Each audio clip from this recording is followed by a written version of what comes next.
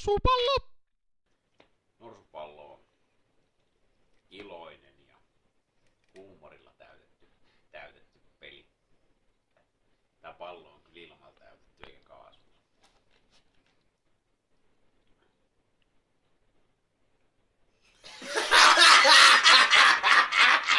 Norsupallo!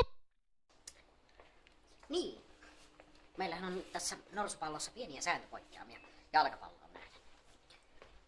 Yhtenä isoimmista ja ehkä tärkeimmistä niistä niin on ehdottomasti tuo sivurajaheitto.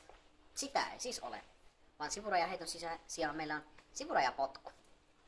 Eli aina kun pallo ylittää sivurajan, esimerkiksi minun joukkueen toimesta, niin vastustajan joukkue jatkaa peliä potkaisemalla pallon takaisin kentälle. Sitä kutsutaan sivurajapotkuksi.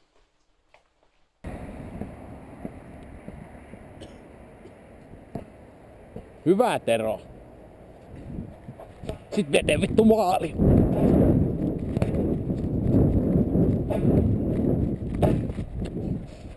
Norsupallo! Voidaan tehdä muuten aika monta saksipotkua. Terä kun nokikeppi. Norsupallo! Virallinen linjaus, että validi pelijalkinen on tämmönen lenkkitossu. Ei nappulakenkä, ei tekonormikenkä, vaan lenkkitossu. Mulla on tämmönen sileepohjainen, jotta varmasti kaadun.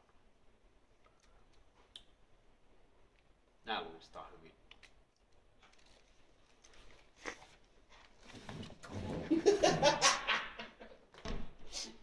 Norsupallo!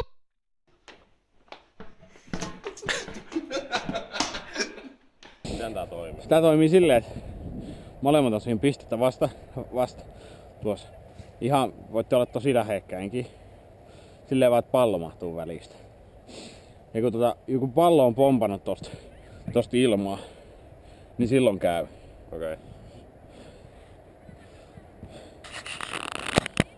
Pelin aloitus, otto 1.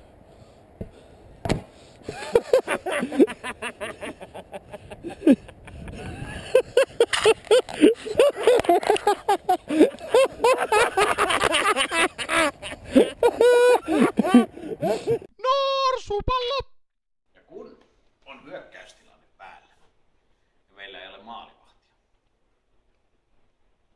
siellä saa puolustajalle esimerkiksi kädet selän takana tai muuten vaan ei osallistu kädellä siihen pallon pelaamiseen.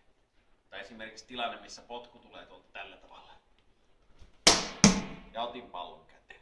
Se tarkoittaa automaattista punaista korttia ja ulosajoa, koska estin käsilläni maalin. Älä tee. Älä tee. Näin. Tee näin. Norsupallo!